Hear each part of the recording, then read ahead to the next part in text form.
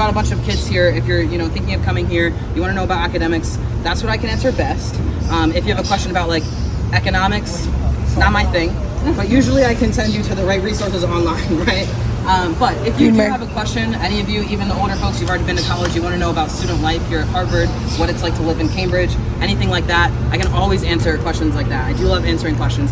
So when we're walking in between stops is the best time to come up to the front of the group, have a chat with me.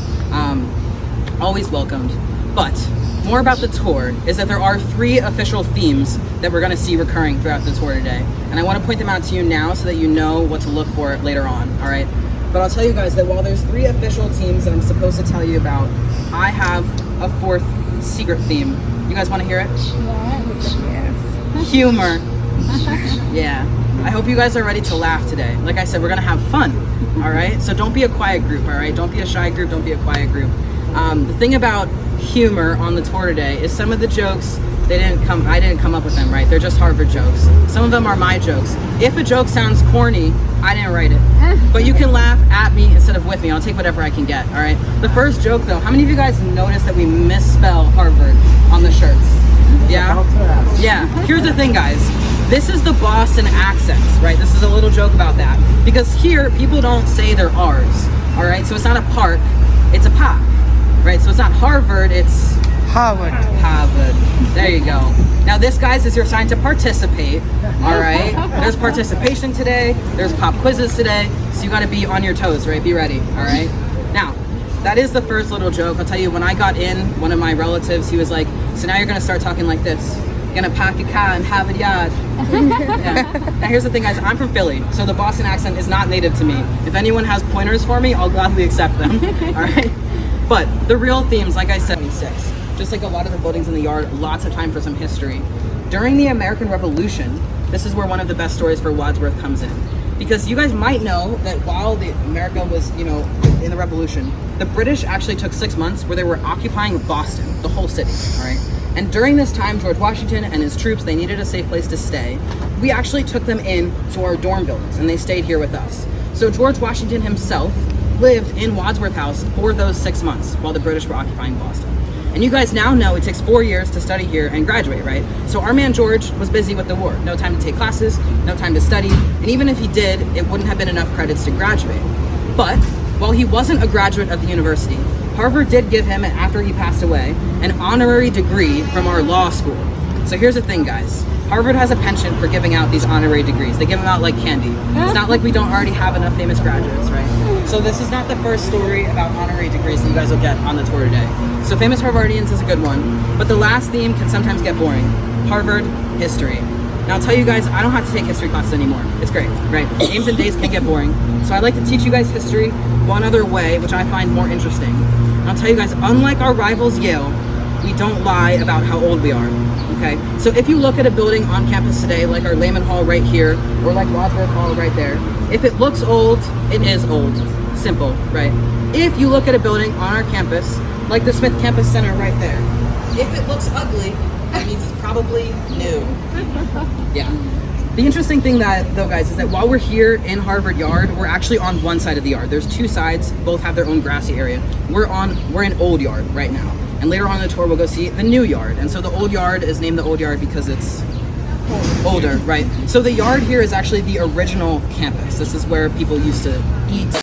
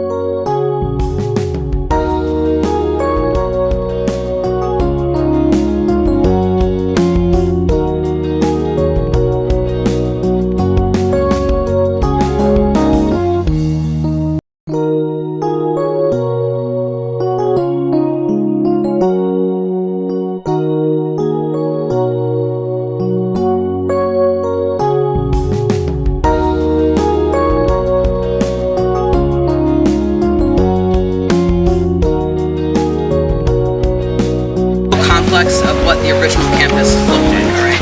You've got Massachusetts Hall right here, built in 1720, one of the first buildings on campus. Actually the oldest continuously run academic building on campus. Johnson Gate right there, oldest gate into and out of the yard, built all the way back in 1889. And then that one right there, Harvard Hall, alright?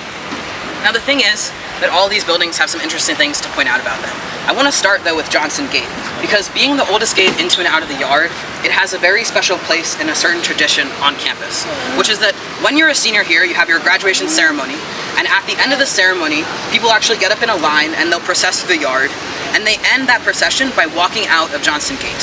And so once you finish that walk out of the gate, the ceremony's over, you're a real adult, go off and live your life, right? And because of this very special tradition for all Harvard students, students have made a superstition about this gate. It's actually very simple, and I want to point it out because if we have some future students here, you need to know about this, alright? So, you should only ever walk through Johnson Gate 2 times. The first time is when you're an incoming freshman, and the second time is during that ceremony when you're a graduating senior, alright? Now, even for our adults, right, if you ever want to go back at your master's, right, something like that, just listen to this, alright? You want to safeguard your luck here. Because if you break these rules, you walk through too many times, too few times, or even at the wrong time, alright? You'll be cursed with horrible luck, and you'll never graduate, alright? So here's the thing, guys. And I knew these guys a year before me, who one of them answered this, alright? He said, I'm a neat freak, alright? If there's a bug in my room, I am not in my room. Alright, so I need you to put me with someone who's going to be the one who kills the spiders, if there's a spider in the room. Alright, pretty simple. Now, this other guy, that same year, answered this open-ended question. He wanted to prove he was a macho dude, right? He said, I'm a macho man. If there's a bug in my room, I'll kill it. If there's a spider in my room, I'll kill it. Watch me, right? And so what did Harvard do? Put them together. A perfect match made in heaven. Yeah. So, I do think that they really take a long time to look at all these surveys and put you with people who you're going to like. Not just from my personal experience, but through other stories I've heard. So if you guys are prospective students and you're worried that they're not going to find you someone who you like, just trust that they will. Yeah. Now, there's more to tell you about though, because I mentioned that the last important building here is actually that one right there, Harvard Hall. And this is where I want to tell you a little bit about our history. Because as you guys all know, you're on a tour of Harvard University, right? Same Harvard as Harvard Hall. But when we were founded in 1636 by the Massachusetts Bay Company, we were actually not called Harvard College. We were New College, and we existed truly only on paper. We didn't have a single student, instructor, or building to our name. And what that means is we had very, very humble beginnings. If you think about it, 1636 was only 16 years after the Pilgrims landed on Plymouth Rock. One of the ways that kind of put us on that path was that in 1638, 2 years later, there was a man by the name of John Harvard who passed away. And because he didn't have any kids, he left us his library collection, some land, and a little bit of money. We're standing on this land. It used to be cow pastures, now it's the university, right? We actually decided to keep his library collection in a building that we named after him, Harvard Hall. Now, the thing about Harvard Hall is there's actually been 3 buildings that stood in this very spot. We've had to rebuild 2 times.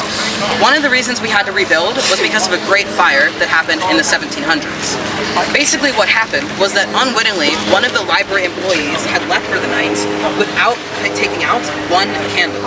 And so overnight, that 1 candle burned the whole thing down. But not only did we lose the library collection, antiques from John Harvard's life, like his personal desk, portraits of his face, there was one thing that happened that same night, which was that there was a usual rule that you weren't allowed to take a book out of the library if you wanted to study it. But that very night, one student had been studying for one of his theology exams, and he actually had decided to remove the book overnight, and he was going to wake up early enough in the morning to bring it back before anyone noticed. So, when that student woke up early the next morning and he returned with a book attempting to put it back before anyone noticed, he returned to find the whole building burned to the ground. So, the only things that really remain of John Harvard's initial donation, the land, the name of the university, and this 1 book. Because the student, he now had an issue, right? He either goes to the university president and says, "Sir, I know I wasn't supposed to take this book out, but I saved the book," right? Or he keeps it to himself, no one's ever the wiser, right? Now, what he did was he actually went to the university president and he said, "Hey sir, I have this book, I wasn't supposed to take it, but I have saved it, right? Here you go. You can put it on display somewhere." And he was expecting, you know, like a pat on the back, right? "Thank you for saving this book," right? But what do you guys think he actually got? What was that? So, okay, for everyone else, this is your time to get cultured, because this statue is very, very famous. It's the 3rd most photographed statue in the entire United States. So the only ones photographed more times per year than this one, Statue of Liberty and the Lincoln Memorial. So if you're international folks and you're coming and you're doing a tour of multiple cities in the US, don't take photos of those, all right? Because we want that top spot, all right? But the John Harvard statue here, very famous. There's a lot to tell you about it. First off, it was cast in the 1800s by a guy named Daniel Chester French. But another thing about it is that on campus, sometimes we'll refer to this statue as the Statue of 3 Lives. All right, and I like to play a little game here, pop quiz, reinforce some of your learning of Harvard history. All right, so what we're gonna do is I'm gonna read you. That's the 3rd lie. Here's the thing, guys. We know that it can't be John Harvard because, like I said, Harvard Hall burned down in the 1700s with all the portraits of his face, right? And so post Great Fire, we don't know what he looked like. We actually and so when our guy Daniel cast this statue in the 1800s, it made him look like John Harvard. But like I said, we have no idea who it is. All I can do is give you 3 of the prevailing theories on campus. All right, this gets a little fun. I'll tell you, I personally believe in the 3rd one, but I like to give you guys all the options, give you guys all the facts, and then you can make the decision for yourselves, all right? I'll ask you guys at the end what you really believe, all right? But the first one is pretty simple. If we look at him again, I think we can all agree he's a handsome guy, right? Yeah, he's got style. He's got his book holding on his knee, right? About John Harvard and his life. He was a very sickly man. He died young at 31 of malnourishment, and he actually had like a bad back and a rickety hand. So I like to think here that there was some bad genetics at play in this family, right? And so if we look at the statue again, I don't know that any of his descendants would have looked as handsome as this hunk of metal. No? No? Like I said, you can laugh at me. It's fine, it's fine, it's fine. Here's the thing, like, but I'm on the hunk of metal. But that's definitely a plausible theory. A lot of people do believe it. I personally, though, like I said, believe the last theory, this is 3rd theory. And I like to explain to you guys all the Harvard history behind it so you understand why it's so compelling. As you know now, these dorms here, first-year students, you get randomly placed into 1 of 12 upperclassmen houses as a student, right? And the houses are very important. They have everything you can imagine. The dorms you're living in, dining halls, gyms, common spaces, right? So what this means is it would be a great honor to have one of these named after you, right? And Harvard has a tradition of naming buildings after people for one of 2 reasons, right? Either you donated money to build it, or you were very important to our history. And so the tradition for upperclassmen houses was actually to name them after university presidents when they passed away, all right? And so, President Lowell got Lowell House, right? President Dunster got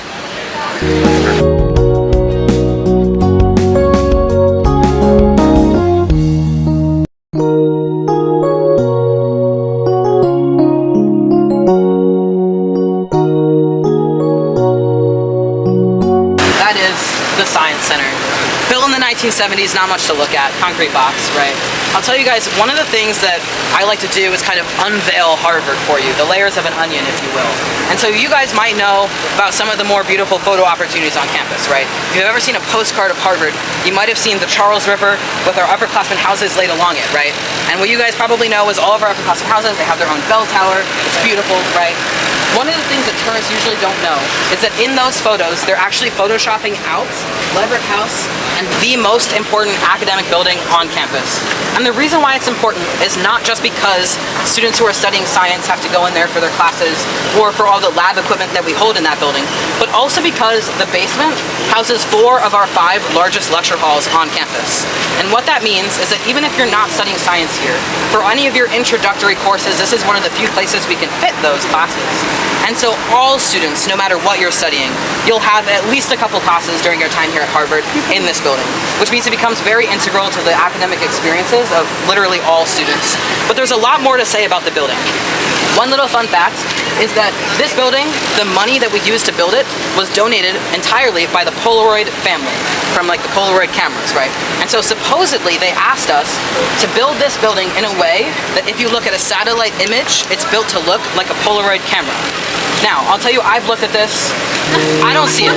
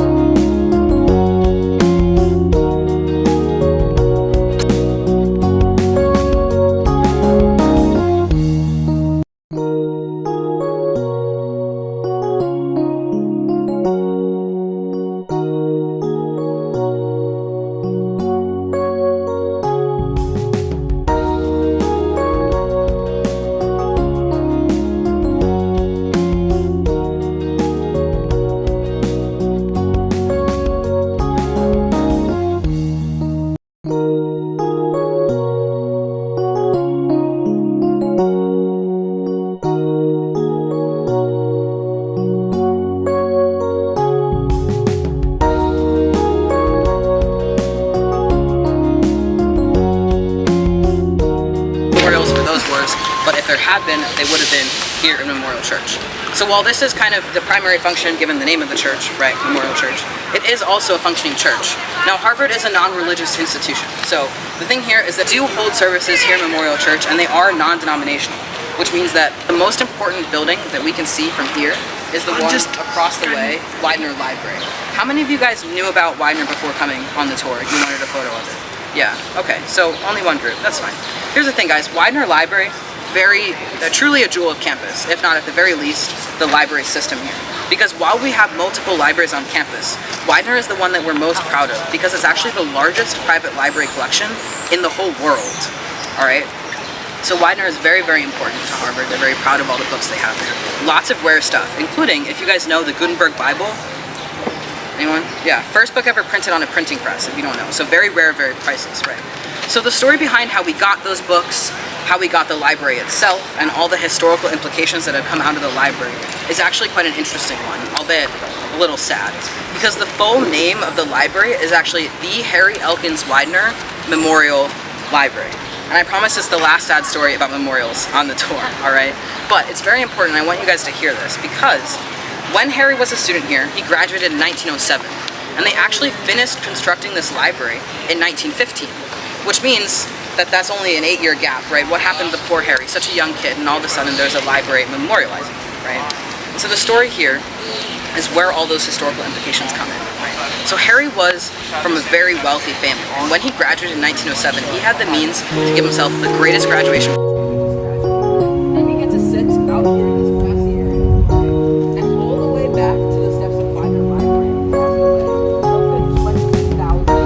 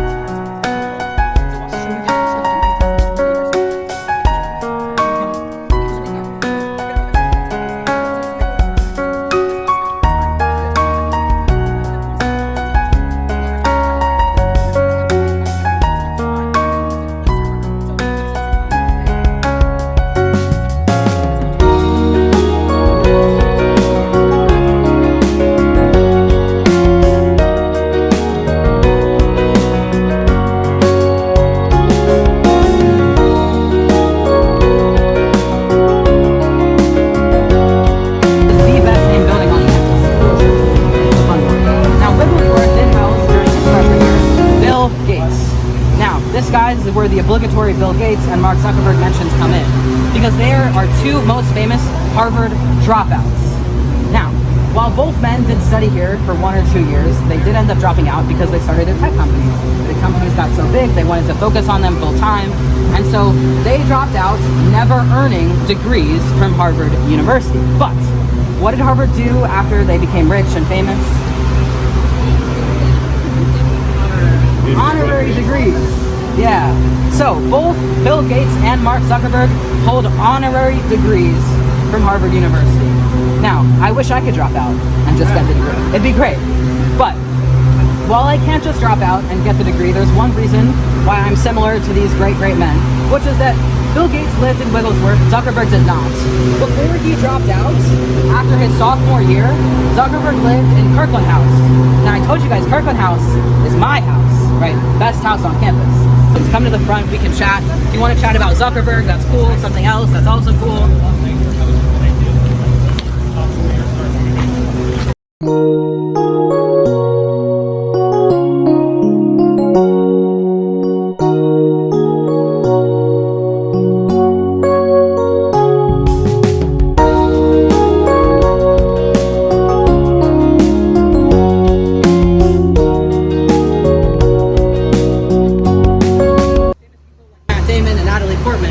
But also, it's the first upperclassmen house to get renovated here at Harvard. Now the thing here is all of our upperclassmen houses are very old, right? And seniors don't want to live in not very nice dorm rooms, right? So, Harvard is currently in the middle of a 20 to 30 year long project to renovate every single one of our 12 upperclassmen houses, one at a time. Lowell House was the first one to get renovated. And what this means is because your placement into an upperclassmen house is random, students for years and years were crossing their fingers to get Lowell House. Because for a while it was the only house renovated, and then for a while after that it was one of only a few renovated, right?